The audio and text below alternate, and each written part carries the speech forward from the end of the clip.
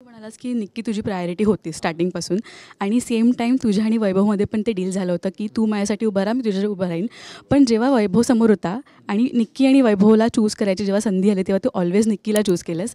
कुठेतरी त्यामुळे म्हणजे कमी वैभवला प्रायोरिटी दिल्यामुळे तो आज घराबाहेर पडला, कारण का तो तुला नेहमी पहिलं बघत होता. त्याबद्दल तुला काय बोलायचं? जेव्हा वैभव आणि मी सोबत होते, वैभव आणि माझी फ्रेंडशिप खूप वेगळी होती आणि वैभवला पण मी हे सांगितलं, सगळ्यांना मी भाऊच्या धक्क्यावर पण हे सांगितलं होतं की माझी फर्स्ट प्रायोरिटी निक्की आहे आणि त्याच्यानंतर सगळे आहे माझ्यासाठी.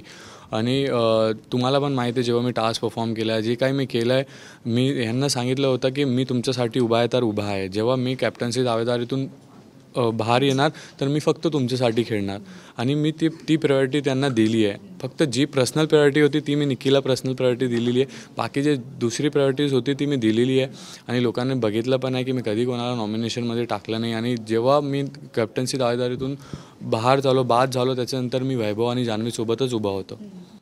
कुठेतरी असं वाटत होतं ना की निक्कीला प्रेक्षक तर वाचवणारच, कारण का ती एक स्ट्रॉंग प्लेअर दिसते आहे.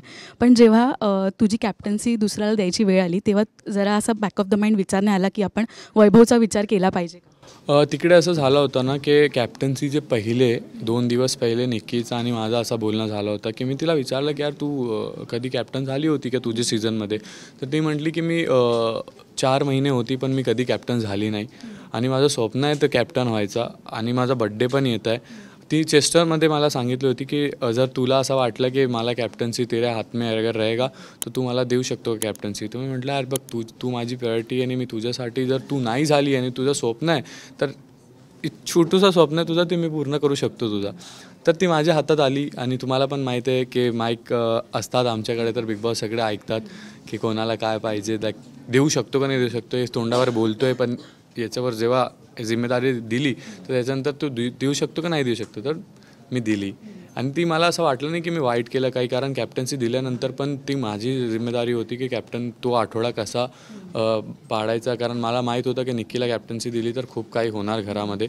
पण मला हे पण होतं की जेव्हा मी बाहेर आलो तेव्हा मी सगळ्यांना सांगितलं प्लीज कॉपरेट करा तिला, जर की कोणी नाही केलं तर मी करणार, पूर्ण घरचं काम मी करणार.